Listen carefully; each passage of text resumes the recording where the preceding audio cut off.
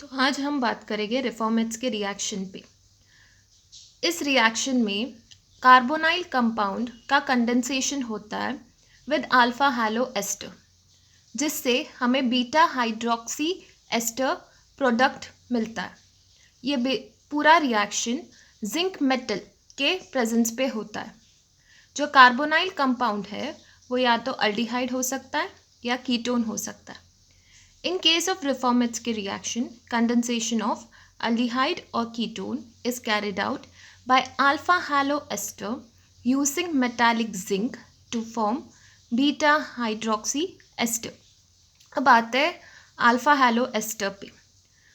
Ester का जो functional group है उसे हम रिप्रेजेंट करते हैं R C double bond O O R. तो इस कार्बोनाइल ग्रुप पे जो एस्टर का कार्बोनाइल ग्रुप है उस पे जो फर्स्ट कार्बन एटम प्रेजेंट है उसे हम अल्फा कार्बन एटम बोलेंगे। The next one we call it as beta, third one we will call it as gamma, fourth one we call it as delta. तो अगर हम अल्फा कार्बन एटम पे एक halide ion को substitute करते हैं तो उसे हम कहते हैं अल्फा हैलो एस्टर। जैसे आप यहाँ पे देख सकते हो कि हैलाइड आयन या तो क्लोरीन हो सकता है या तो ब्रोमीन हो सकता है। इस हैलाइड आयन को हम उसके अल्फा पोजीशन पे सब्स्टिट्यूट करते हैं ताकि अल्फा हैलो एस्टर फॉर्म हो सकता है। तो जनरल रिएक्शन पे आते हैं।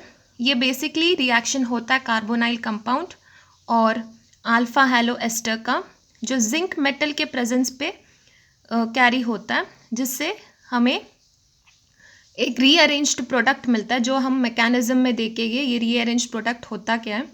और लास्ट में हम इस पे या तो एसिड या तो वाटर मॉलिक्यूल डालते ऐड करते ताकि हमें beta hydroxy ester product form हो सकता है। तो अब आते हैं हम मैकेनिज्म पार्ट पे। तो बेसिकली इस पे हम ऑक्सीडेटिव एडिशन करते हैं जहाँ पे जिंक जो है वो इंसर्ट हो जाएगा between the alpha carbon atom और हैलोजन के बीच में। जैसे यहाँ पे जिंक प्रेजेंट है, ये जिंक जो है ये इंट्रोड्यूस हो जाएगा इस अल्फा कार्बन एटम के बीच में और ये हैलोजन के बीच में इंट्रोड्यूस हो जाएगा। तो इस रिएक्शन में जो जिंक है वो लोन पेयर ऑफ इलेक्ट्रॉन्स देगा इस अल्फा कार्बन एटम पे। फर्दर जो बॉन्ड है, जो बॉन्ड प्रेजेंट है अल्फा और हैलाइड आयन के बीच में, वो डोनेट हो जाएगा हैलाइड आयन पे। और जो lone pair of electrons halogen पे प्रेजेंट होगा वो डोनेट हो जाएगा जिंक पे। तो इस कारण हमें जो जिंक है वो इंट्रोड्यूस हो जाएगा अल्फा कार्बन एटम और हैलाइड आयन के बीच में, ये हमें प्रोडक्ट मिलेगा। तो in case of oxidative addition जो जिंक का ऑक्सीडाइजेशन स्टेट है वो इंक्रीज हो जाएगा। सो जिंक गेट्स, और बेसिकली यहाँ पे क्या होता है, जो जिंक है वो कार्बन और हैलोजन के बीच में इंट्रोड्यूस हो जाएगा। तो ये होगा फर्स्ट स्टेप ऑफ मैकेनिज्म जो है ऑक्सीडेटिव एडिशन। तो बेसिकली नेक्स्ट स्टेप है डाइमराइजेशन। तो डाइमराइजेशन में दो सिमिलर मॉलिक्यूल्स रिएक्ट करेंगे। जैसे आप यहाँ पे देख सकते हो जो आपका फर्स्ट प्रोडक्ट फॉर्म होता है वहाँ पे जिंक इंट्रोड्यूस हो जाता है between the alpha carbon atom and the halogen atom. तो अब जो नेक्स्ट स्टेप है वो होगा डाइमराइजेशन में, जहाँ पे आपका same molecules, two same molecules will dimerize together.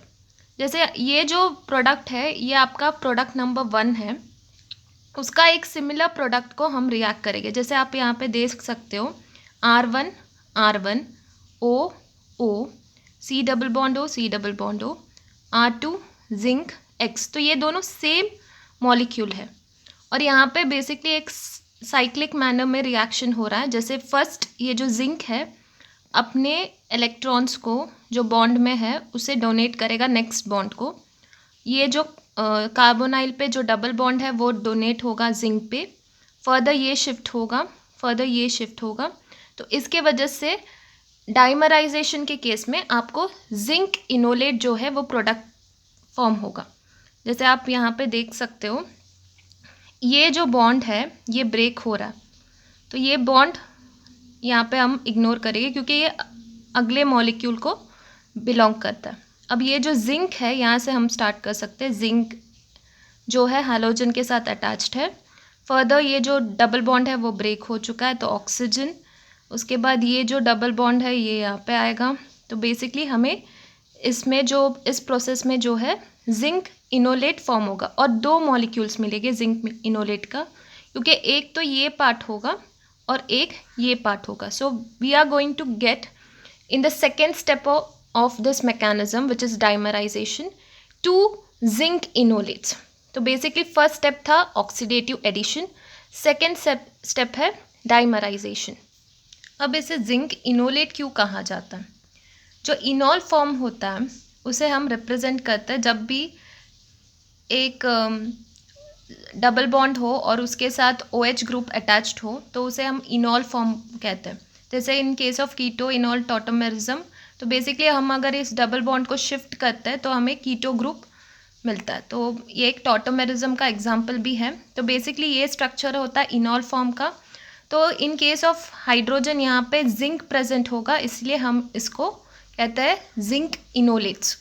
अब जो नेक्स्ट प्रोसेस है वो है coordination of the carbonyl compound with the zinc enolate.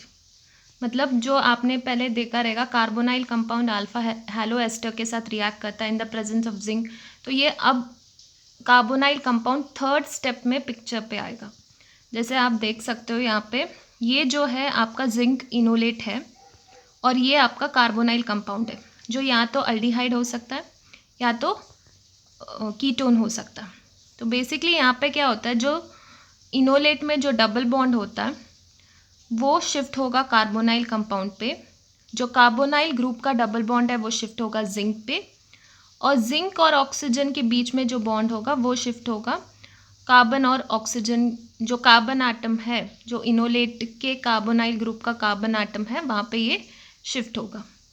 तो ये हम एक्चुअली बॉन्ड ब्रेकिंग और बॉन्ड फॉर्मेशन का प्रोसेस है और इसके लिए हमें ट्रांजिशन स्टेट की ज़रूरत है।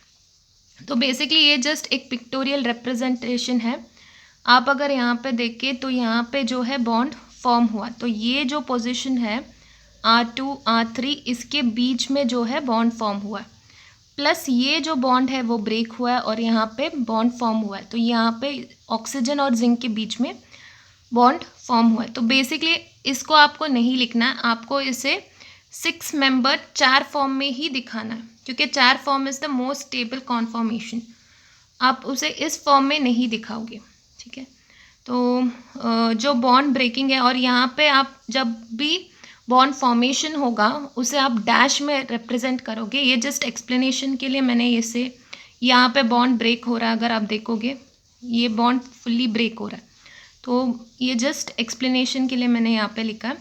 अदरवाइज ट्रांजिशन स्टेट आपको 4 फॉर्म में ही दिखाना है। और यहाँ पे जो डैश लाइन है वो ये इसे दिखा रहा है कि वो बॉन्ड न्यूली फॉर्म्ड है, और जो बॉन्ड्स ब्रोकन नहीं हुआ है उसे भी आपको दिखाना है। जैसे ये डबल बॉन्ड है, ये भी आपको दिखाना है, ये वाला बॉन्ड रिप्रेजेंट कर रहा है, और ये वाला बॉन्ड भी दिखाना है, जो यहाँ पे कार्बोनाइल ग्रुप का डबल बॉन्ड है उसे भी आपको दिखाना। तो बेसिकली ये ट्रांजिशन स्टेट बहुत इंपॉर्टेंट है दिखाने का। नेक्स्ट जो है, इससे जो आपको प्रोडक्ट मिलेगा उसे हम कहेंगे रीअरेंज्ड कॉम्प्लेक्स या फिर रीअरेंज्ड प्रोडक्ट जो मिलेगा आपको।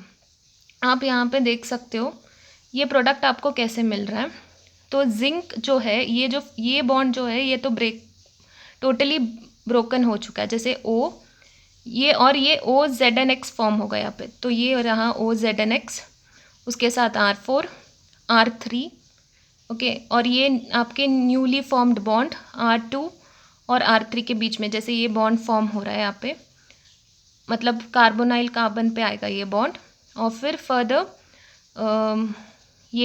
ये बॉन्ड होगा सिंगल बॉन्ड कार्बोनाइल कंपाउंड, और फिर OR डैश। तो ये होगा आपका रीअरेंज्ड कॉम्प्लेक्स। जैसे आपने रीअरेंज्ड जो जनरल मैकेनिज्म है, जनरल रिएक्शन है, उसमें आपने देखा था कि आपको जब कार्बोनाइल कंपाउंड रिएक्ट करता है अल्फा हेलो एस्टर पे, तो जिंक के प्रेजेंस पे ये रिएक्शन होता है, जहाँ पे आपको रीअरेंज्ड प्रोडक्ट मिलेगा। तो हम इस पार्ट तक आए हैं मैकेनिज्म के।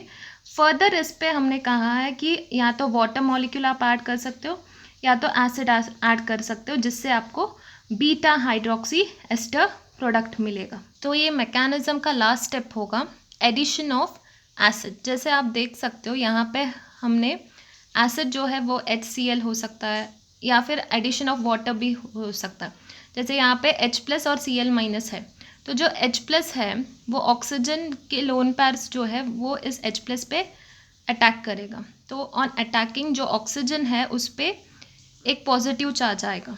तो इस पॉजिटिव चार्ज को सेटिस्फाई करने के लिए जो Cl- है या फिर कोई भी हलाइड आयन है या OH- है जो वाटर मॉलिक्यूल से आया है, वो अटैक करेगा जिंक पे। फर्दर जो ऑक्सीजन का पॉजिटिव चार्ज है वो सेटिस्फाई होगा बाय शिफ्टिंग ऑफ इलेक्ट्रॉन्स और the bond towards the oxygen.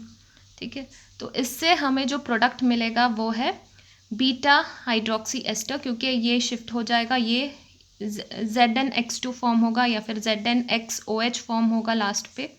तो ये होगा आपका final product in case of Reformatsky reaction.